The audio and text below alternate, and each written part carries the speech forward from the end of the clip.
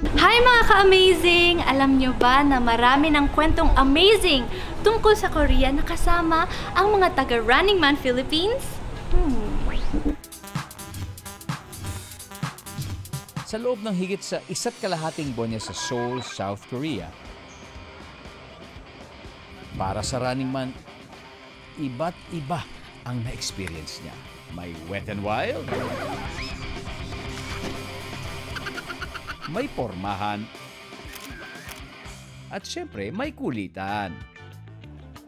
At sa kanyang first time sa Korea, na-impress siya.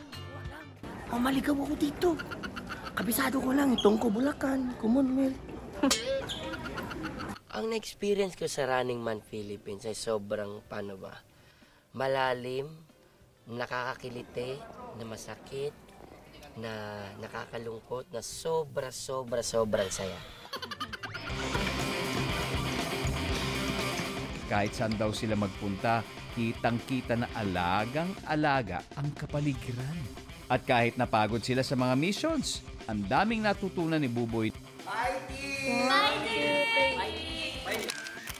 Mahirap man o mayaman, magliligpit ka ng sarili mo pinagkalatan. Para sa akin, good thing yun at gusto kong madala dito sa Pilipinas yun. So, kung kaya nila, ba't hindi natin kaya? Ang pagiging competitive doon, dala-dala pa rin ang aktor hanggang ngayon. Game plan ko sa Running Man, every time na mag-start kami ng games, syempre kailangan hydrated ako. Focus sa goal. Ay pag-usap sa ibang runners, nakikinig ako ano yung gagawin nila. Tapos kung kaya kong i-apply sa sarili ko, gagawin ko rin. Adapt lang. Hey, it seems like you're a true nature lover. Yes. No, diba? You are. And yung mga ganitong lugar ba? Trip mo ba to? Oo naman. Actually, hindi ko alam na may ganito sa Tanay. Sa Korea ba marami rin ganito? Kasi nakita ko syempre sa Running Man, ang dami niyong napuntahan. Congratulations sa pagkapanalo mo, di ba? Super excited ako nung nalaman ko na ako yung bagong runner dahil ibig sabihin no, new adventure for me. Super excited din ako sa challenges dahil malalabas ko yung competitive side. At pati fans ng palabas, excited din para sa kanya. Para sa Season 2 ng Running Man Philippines, ang missions ng runners ay ginawa sa South Korea. Mismong ang shoot ay challenging para sa grupo dahil sa sub-zero temperatures doon.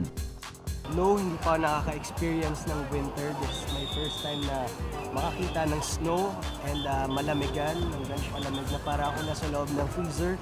Negative 10 degrees.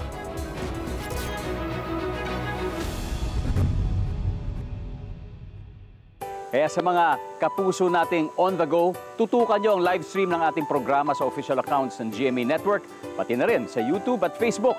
At mag-comment din kayo sa ating mga kwentong amazing.